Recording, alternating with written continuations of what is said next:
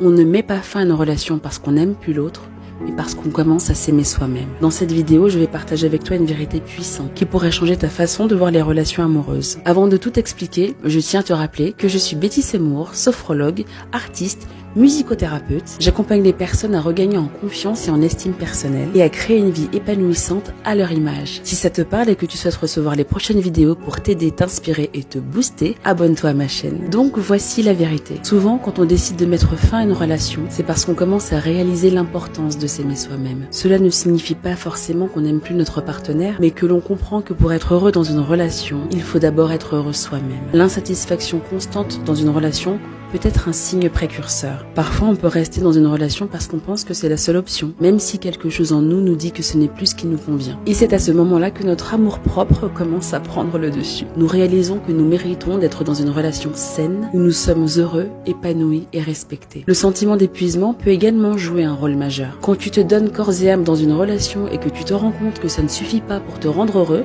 ou heureuse, c'est un signe que tu as commencé à reconnaître la nécessité de prendre soin de toi. L'amour de soi devient alors une priorité. Le manque de sens et de passion dans une relation peut également t'amener à réfléchir. Quand tu te rends compte que la relation ne te nourrit plus émotionnellement, qu'elle est devenue routinière et dépourvue de passion, c'est un signe que tu as évolué et que tu as besoin de plus dans ta vie.